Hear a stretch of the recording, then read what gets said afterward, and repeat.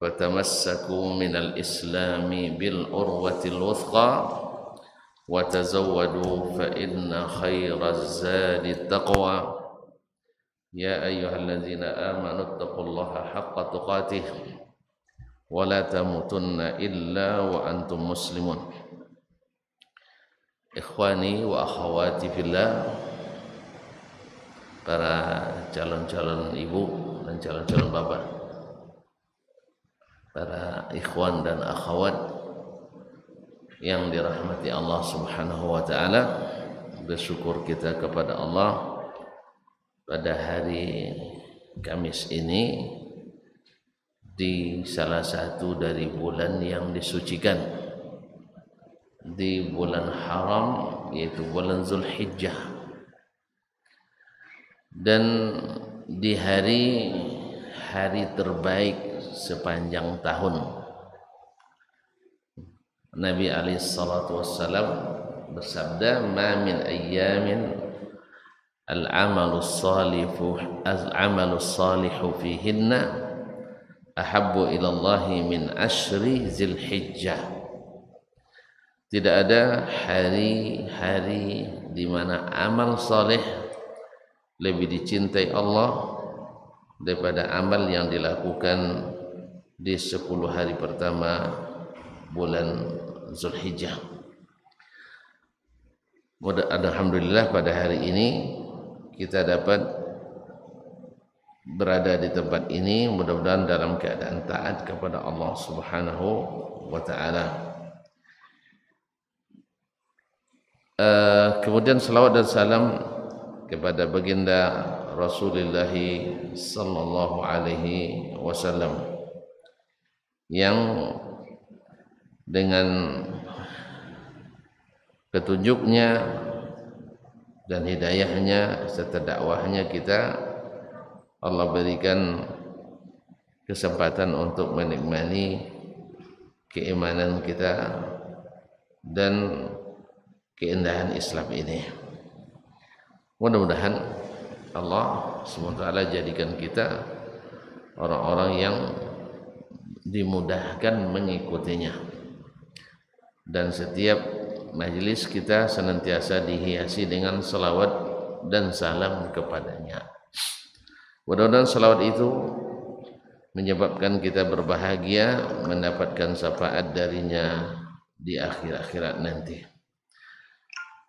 Para kaum muslimin, kaum muslimat yang dirahmati Allah Subhanahu wa taala, selanjutnya kita berdoa pula untuk para orang tua kita, ayah ibu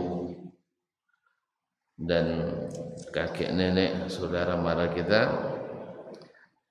bahkan guru-guru kita yang telah mendidik kita sampai kita seperti ini. Semoga yang masih hidup Allah berikan taufik dan hidayah untuk tetap istiqamah di atas jalan yang benar, dan semoga yang sudah mendahului kita Allah berikan ampunan, Allah limpahkan baginya rahmat dan karunia ampunan sampai ketika hari berbangkit termasuk orang-orang yang berbahagia masuk surga. Amin ya rabbal alamin. Khususnya Imam An-Nawawi rahimahullah atau Imam Ibn Rajab rahimahullah ta'ala, yang pada petang ini kita melanjutkan mengaji bersamanya melalui kitab Jami'ul Ulum wal Hikam yang merupakan tatimmah dari kitab Al-Arba'in An-Nawawiyah. Kita sampai pada hadis yang ke-44.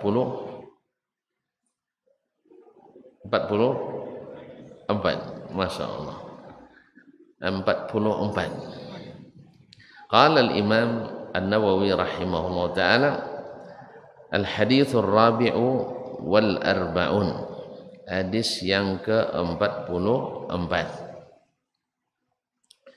An Aisyah radhiyallahu anha, dari Aisyah radhiyallahu anha, yakni hadis ini diriwayatkan oleh para perawi dari Aisyah radhiyallahu anha, yaitu Aisyah bintu Siddiq bintu Abi Bakar As-Siddiq, Siddiqah bintu Siddiq, adalah manusia yang paling disayangi dan dicintai oleh Rasulullah sallallahu alaihi wasallam. Man ahabbun nasi ilaika ya Rasulullah? Qala Aisyah. Siapa manusia yang paling engkau cintai ya Rasulullah? Nabi menjawab Aisyah. Lalu yang lain berkata, minar rijali ya Rasulullah? Qala abuha. Kalau yang paling saya cintai di antara yang laki-laki adalah bapaknya. Jadi ayah dan bapaknya manusia yang paling dicintai oleh Rasulullah sallallahu alaihi wasallam. Maka sungguh sesat menyesatkan dan rugi merugikan orang-orang yang membenci, mencela, merendahkan Ummul Mukminin Aisyah, apalagi bapaknya Abu Bakar As-Siddiq radhiyallahu taala anhuma. An Nabi sallallahu alaihi wasallam, dari Nabi sallallahu alaihi wasallam. Berarti hadis ini adalah hadis marfu', hadis yang dikatakan oleh Nabi alaihi salatu wassalam. Qala, dia bersabda, ar-radha'atu tuharrimu ma tuharrimul wiladah.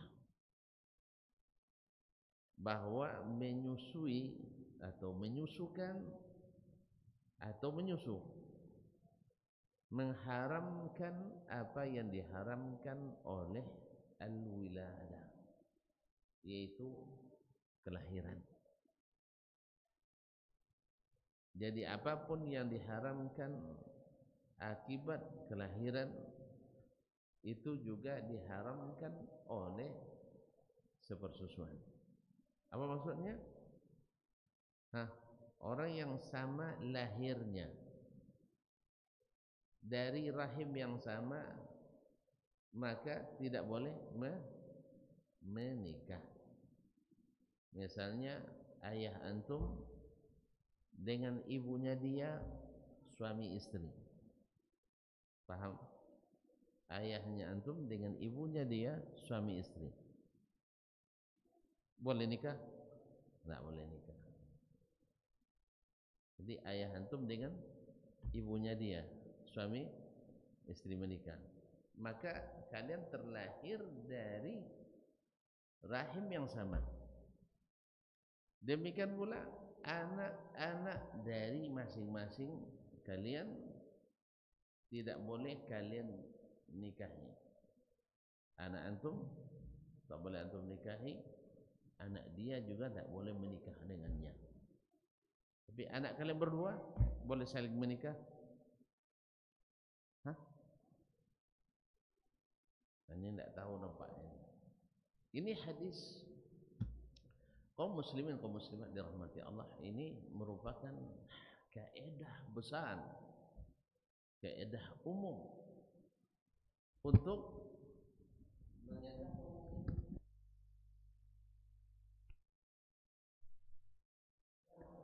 dan siapa yang bukan mahram bagi kita, karena ada implikasi hukum yang hari ini banyak orang mengabaikan hal itu. Banyak orang mengabaikan implikasi hukum zaman di mana umat Islam tidak lagi mengenal batas-batas pergaulan. Jadi umat Islam tidak lagi mengenal batas-batas pergaulannya. Mana yang mahram, bahkan yang bukan mahram. Karena memang rata-rata kita tidak memahami dan jahil terhadap agama kita, jahil terhadap hukum-hukum Allah yang harus kita taati,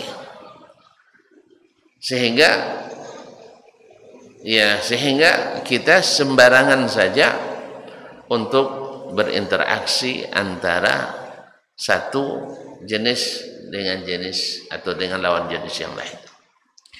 Maka hadis ini menjelaskan kaum muslimin dan muslimat dirahmati Allah bahwa sepersusuan membuat haram apa yang dibuat haram oleh karena kelahiran, yaitu nasab. Hukumnya sama. Artinya pertama bahwa sepersusuan itu menyebabkan kita seperti senasab, membuatkan kita seperti senasab, walaupun bukan senasab, ya dia tetap sukunya.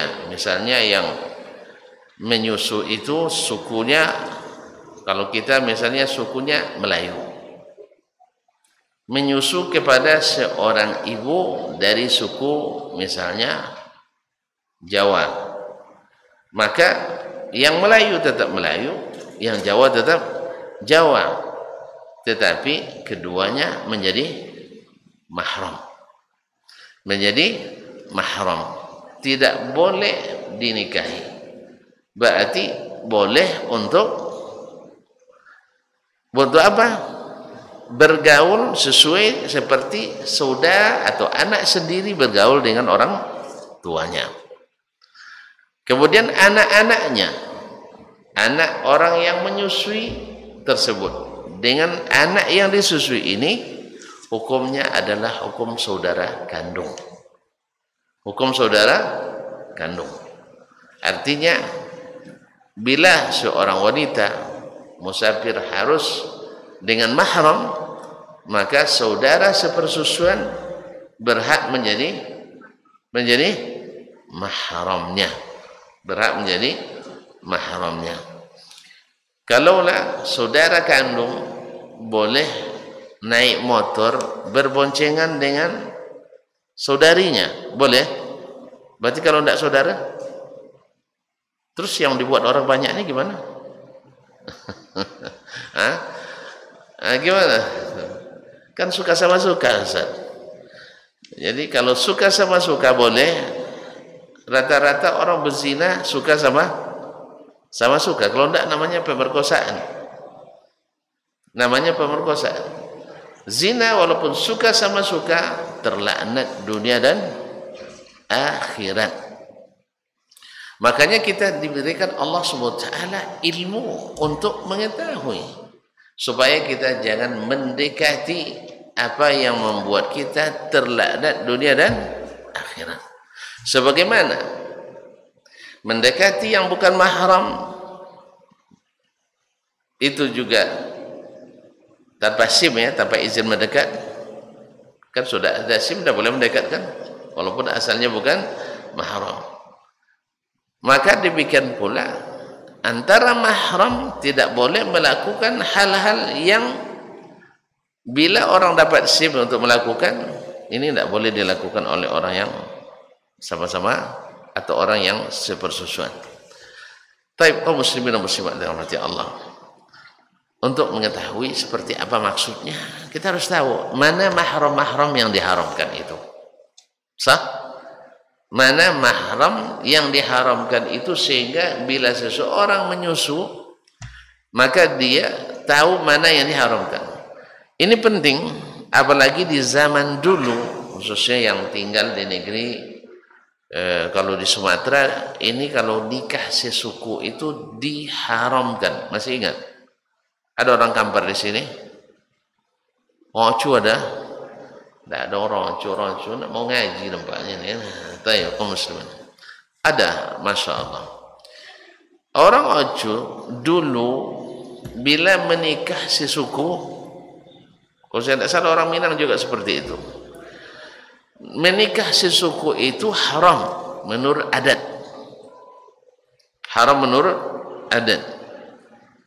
Setelah saya kaji-kaji dan tanya orang-orang tua, kenapa asal muasalnya, padahal sesuku itu tidak haram, bukan mahram. Sesuku itu bukan mahram. Rupanya dulu orang-orang kita yang sesuku itu tinggal semuanya di rumah besar. Di rumah besar, rumah rumah godang. Kalau di Minang rumah gadang, ya, rumah besar. Jadi ketika misalnya mereka yang punya anak misalnya ada 10 orang, misalnya yang punya menyusu, ketika yang 5 ini pergi ke sawah, ke ladang cari nafkah, anak ini menangis. Tidak mungkinlah 2 jam dia biarkan menangis, kan tidak mungkin. Akhirnya yang ini menyusukan anaknya. Yang lain pun seperti itu. Ketika dia pula yang pergi, ya kan, anaknya ditinggal, dititipkan sama yang suku tadi. Ketika anaknya minta minum susu, disusukan pula oleh yang ibunda ini. Sehingga rata-rata dulu orang sesuku itu, rata-rata, bukan semuanya, bagi yang tinggal di rumah besar itu rata-rata susuan. Akhirnya nenek mama kita dulu, datuk-datuk adat kita dulu, karena adat bersanding, syarak bersanding kitabullah, maka mereka haramkan menikah antar sesama sesuku. Nah, kalau sekarang masih tinggal serumah lagi? Nah, sekarang kita sudah punya rumah masing-masing. Maka hati-hati, nanti di balik kampung dipesan sama mama misalnya, bawa adikmu pulangnya naik motor, 2 hari 2 malam pula semotor, nanti bahaya. Nah, pulang kampung semotor, ya jangankan 2 hari, sejam saja sudah banyak setannya itu. Nah, jadi sesuku tidak mahram, sesuku bukan mahram. Nah, tapi orang tua kita dulu tidak tahu dia. Rupanya kita yang tidak tahu. Mereka mengharamkan menikah sesuku itu karena susah dibedakan mana yang sepersusuan, mana yang bukan. Nah, kalau di saat ini kita sudah tahu mana yang sepersusuan, mana yang bukan, maka tidak lagi berlaku menikah antar atau sesuku itu diharamkan. Wallahu a'lam. Baik. Para ulama ijma' mengamalkan hadis ini. Tidak ada khilaf di antara ulama bahwasanya orang yang sepersusuan haram menikah akibat itu seperti yang diharamkan oleh nasab. Nah, siapa yang diharamkan oleh nasab? Siapa yang diharamkan oleh nasab dinikahi? Yaitu para ulama mengatakan ada yang diharamkan secara mu'abbad selamanya, tahrim mu'abbad, yaitu selamanya. Artinya tidak ada kondisi-kondisi di mana dia dihalalkan untuk dinikahi, selamanya haram mu'abbad. Yaitu, dan itu 2 macam. Yang pertama, haram hanya semata-mata nasab, semata-mata diharamkan karena nasab saja, bukan ada sebab yang lain. Yaitu siapa? Al-usul, yaitu pokok, artinya asal muasal kita berasal dari mana?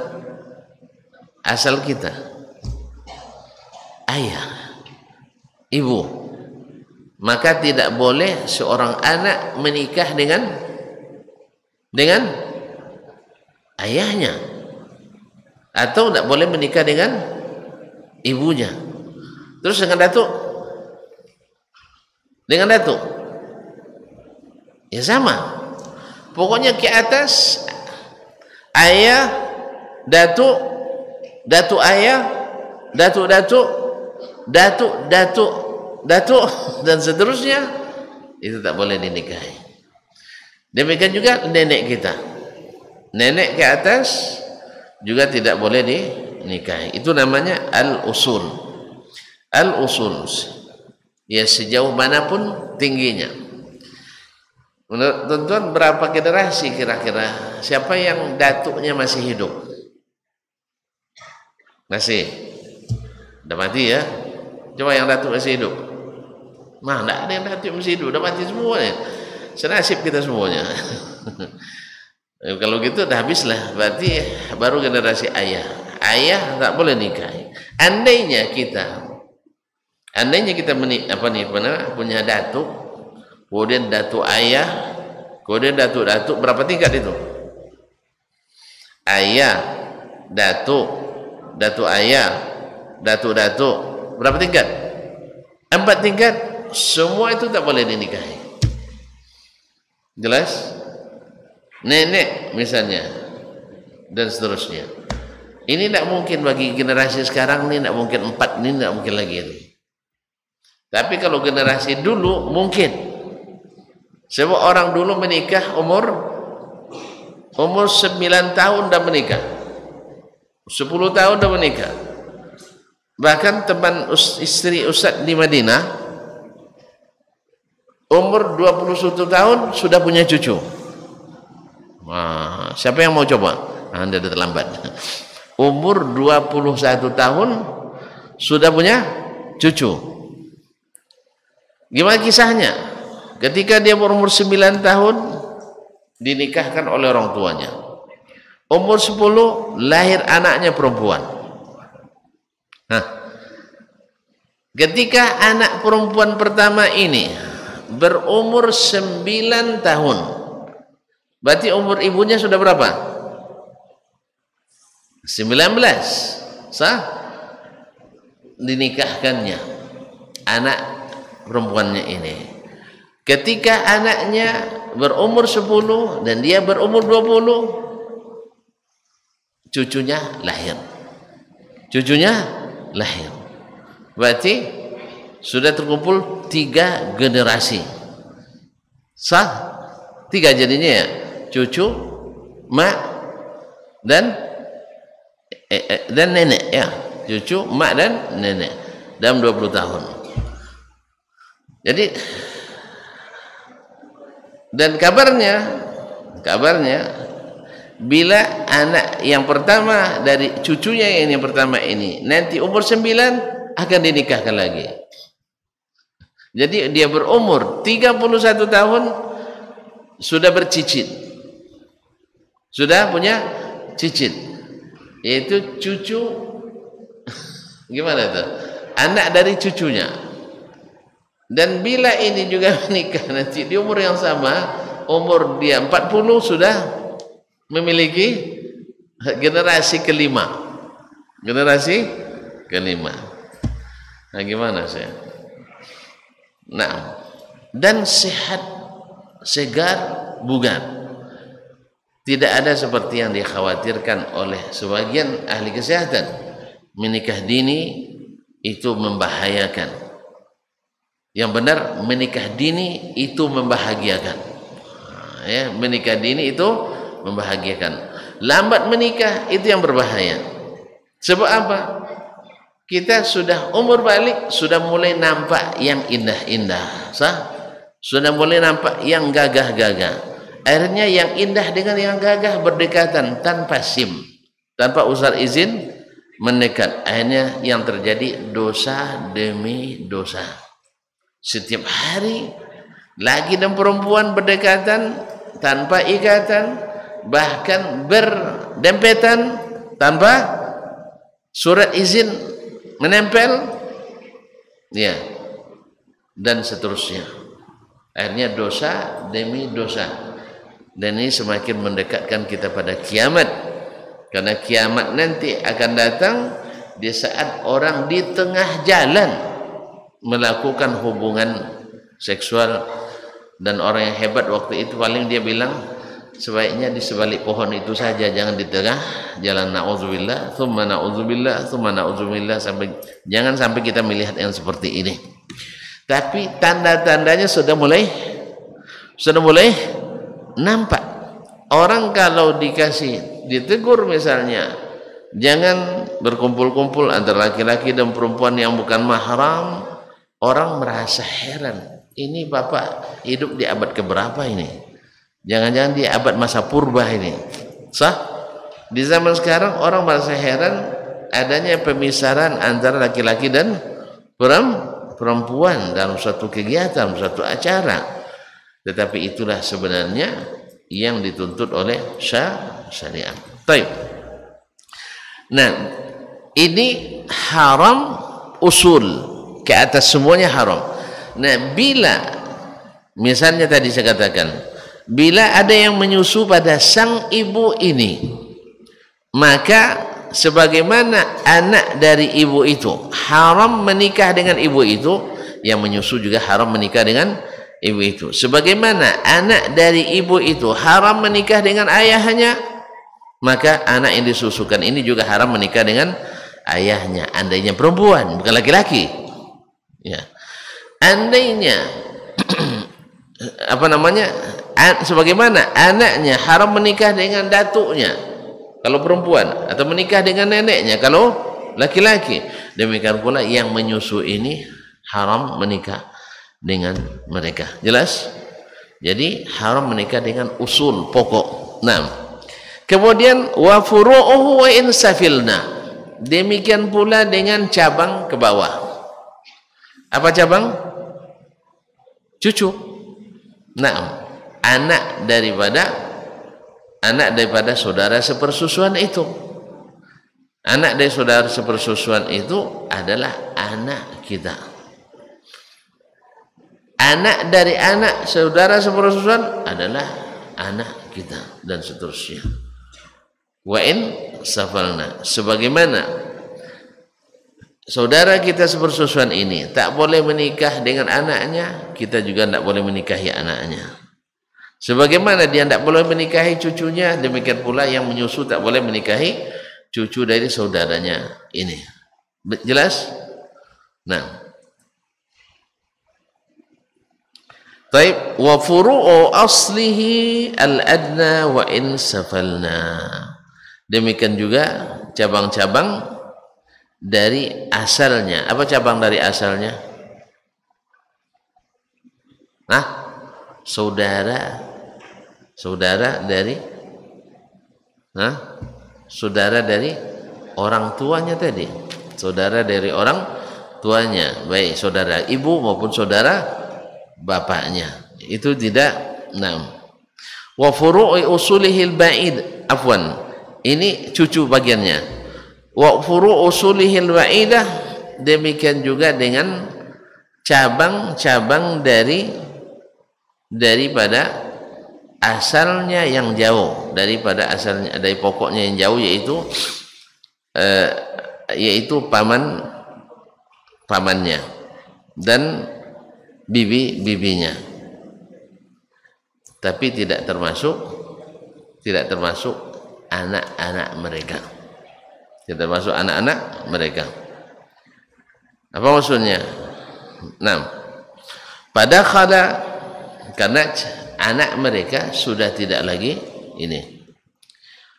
Padakhala fi usulihi ummahatuhu, masuk di dalam usul, itu pokoknya adalah ummahatuhu, ibunya. Wa in alawna min jihati abihi wa ummihi, sekalipun tinggi ke atas dari sisi ibu, dari arah ibu maupun dari garis bapak. Iya. Wa fi furuhi banatuhu wa banatu auladi safalna, dan masuk pula di dalamnya furuknya adalah anak-anak perempuannya dan anak-anak perempuan dari anak laki-lakinya, sekalipun turun ke bawah. Wa fi furu' asli al-adna akhawatuhu min al-abawain, dan termasuk cabang dari pokoknya yang paling dekat, cabang dari pokok yang paling dekat. Mana cabang yang paling dekat? Saudara mana? Saudara perempuan atau saudara laki? Pokoknya ayah dan ibu, yaitu saudara-saudara perempuannya yang seibu dan sebapak, atau seibu saja atau sebapak saja. Wa banatuhunna, dan anak-anak mereka. Anak-anak perempuan dari saudara perempuan kita. Wa banatul ikhwa, dan anak perempuan dari saudara laki-laki. Wa auladuhum, dan anak-anak mereka sekalipun terus ke bawah.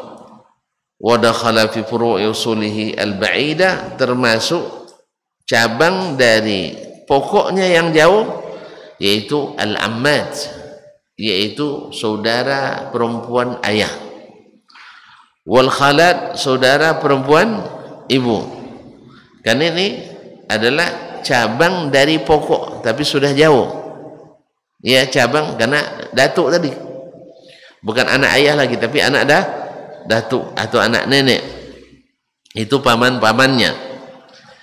Wa ammatul abawaini, demikian pula paman dari kedua ayah dan ibu. Wa khalatuhuma, dan bibi-bibi keduanya. Wa in alauna, sekalipun tinggi. Falam yabqa minal aqarib halalan lirrajuli siwa furu'i usulihi al-ba'idah, dan tidak ada yang tinggal halal bagi seseorang selain cabang dari pokok yang jauh. Cabang dari pokok yang jauh. Siapa? Wahunna banatul am, anak-anak perempuan dari paman. Jelas paman tak boleh nikah kan? Tapi anak perempuannya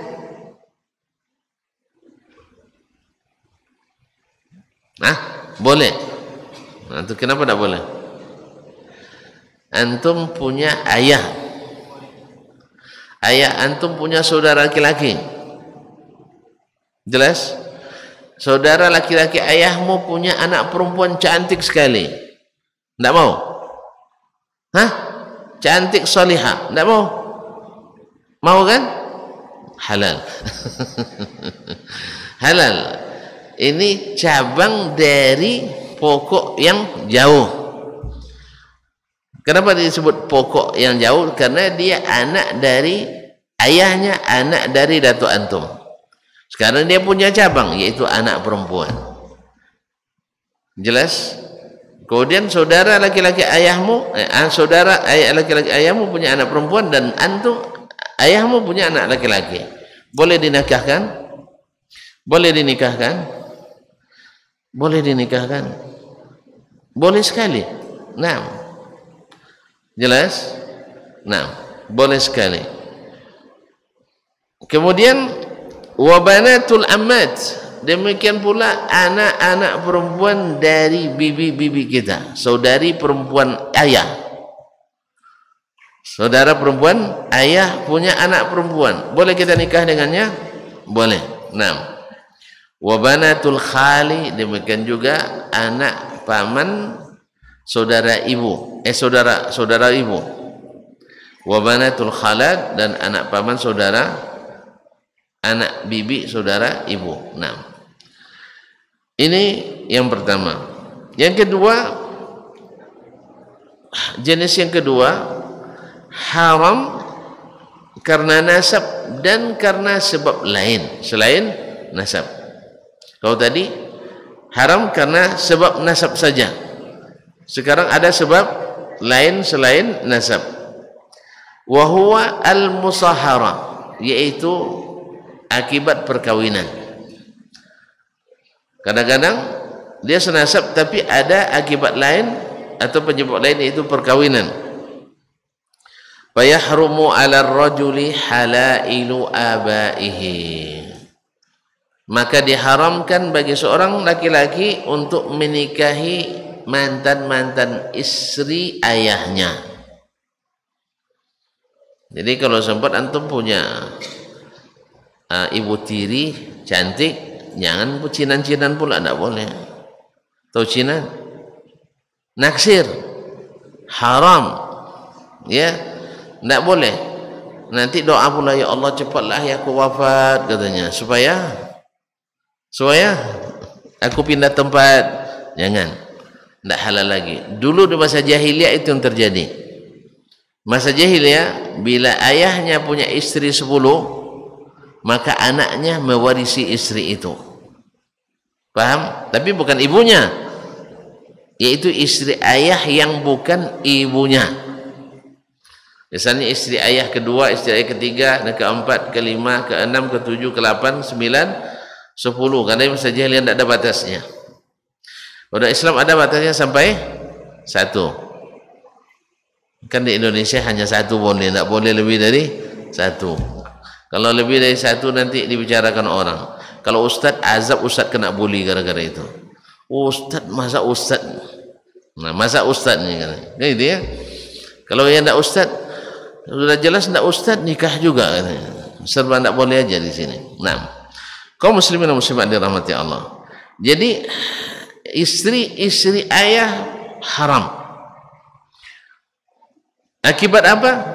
Akibat nasab dan pernikahan. Ya, akibat nasab dan pernikahan. Nisa, kita nasab ayah. Kemudian ayah menikah dengan yang lain. Andainya ayah tidak menikah dengannya, boleh nggak kita menikah? Jadi sebabnya di sini karena ada nasab, karena ada pernikahan. Makanya kalau sempat nampak perempuan ya ingin dinikahi, jangan lapor sama ayah, nanti ayah yang ambil. Misal gitu. Banyak juga yang terjadi, ayahnya yang melamar lebih duluan. Kamu belum bisa menikah, ayah dulu katanya. Nah, wa halailu abnaihi, demikian pula istri-istri dari anak kita. Ini juga haram karena pernikahan dan haram karena nasab. Wa ummahatu nisaihi, kemudian mertua. Kalau istrinya 1, mertuanya 1. Kalau istri 2, mertuanya 2. Boleh menikah sama mertua? Hah? Tapi mertua nampak lebih awet muda dari istri katanya. Allah musta'an. Ini kan sering terjadi ini. Kan baru juga kasus banyak terjadi kan? Ini akibat karena tidak mengenal aturan agama. Karena walaupun anak kita itu menantu, tapi jangan bergaya di depan menantu. Jaga pakaian, jaga aurat. Ini enggak. Ya subhanallah, kenapa masalah aurat itu sangat awam sekali manusia kita hari ini. Dia tidak ngerti bagaimana caranya berpakaian di depan, ya gimana, di depan orang lainnya, jadi di keluar dia pakai kayak gitu, apalagi depan menantu. Tentu menantu disuguhkan pemandangan seperti itu setiap hari. Akhirnya dia pun tergoda oleh syaitan. Tambah pula istrinya jarang di rumah pula, karena istri karir mengejar kerja sehingga susah untuk bekerja di rumah. Allah musta'an. Wa banatu nisa'il madkhuli bihinna, kemudian anak-anak perempuan dari istri-istri yang sudah yang sudah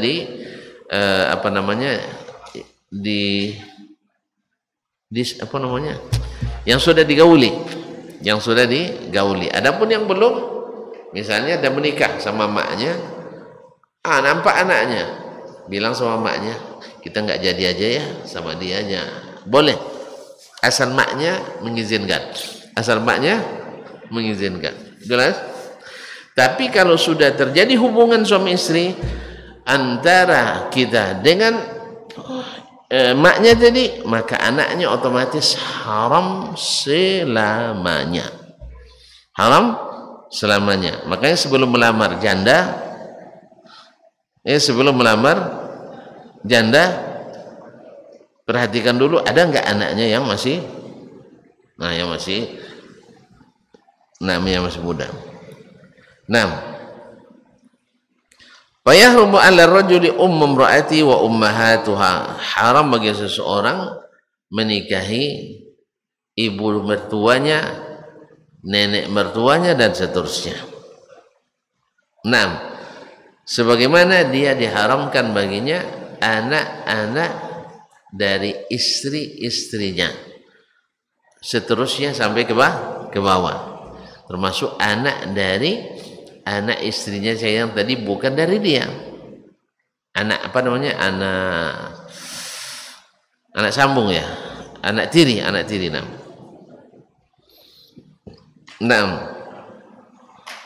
Demikian pula seseorang tak boleh menikah dengan istri bapaknya, istri bapaknya, istri datuknya, istri datuk bapaknya, istri datuknya. Tak boleh. Nah ini mereka karena senasab dan karena ada sebab lain, yaitu terjadinya pernikahan. Ma'asyur kiram yang dirahmati Allah Subhanahu wa ta'ala. Jadi intinya segala yang diharamkan oleh nasab, maka sepersusuan juga mengharamkan. Nah lalu sepersusuan yang seperti apa yang diharamkan dengannya menikah? Apa yang diharamkan menikah karena nasab?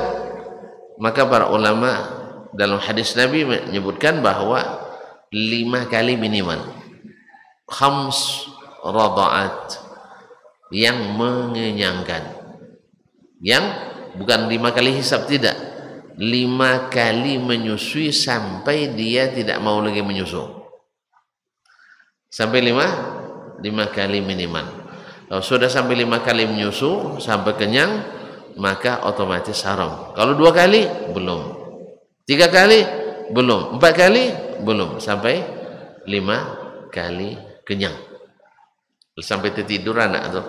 Anak-anak kan kalau sudah selesai nyusu, anak-anak kalau selesai nyusu berarti tidur. Kalau kita selesai makan langsung tidur berarti masih anak-anak. Nah, jadi masih anak-anak. Kan yang tidur habis makan anak-anak kan. Kalau anak tua habis makan kerja.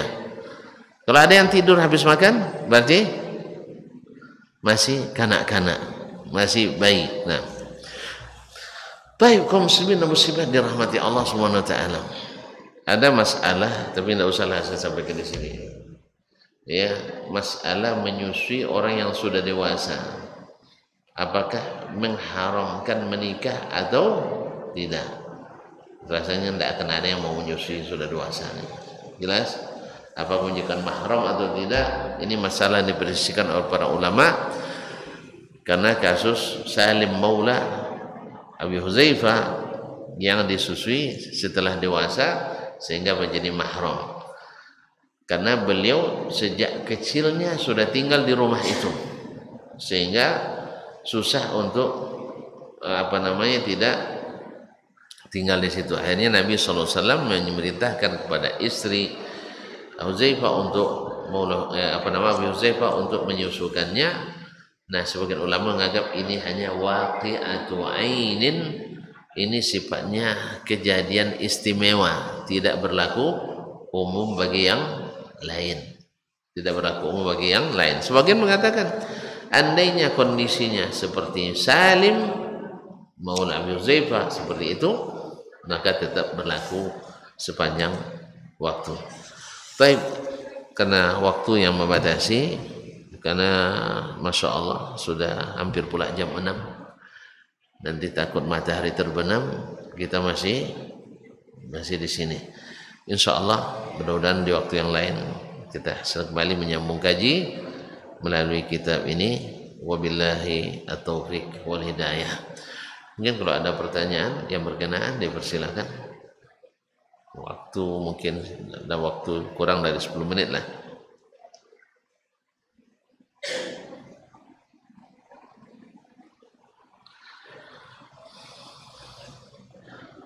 Baik, alhamdulillah. Memang cepat sekali pahamnya. Nah, kalau gitu kita tutup sajalah. Subhanakallah bihamdik, asyhadu an la ilaha illa anta astaghfiruka wa atubu ilaik. Wassalamualaikum warahmatullahi wabarakatuh.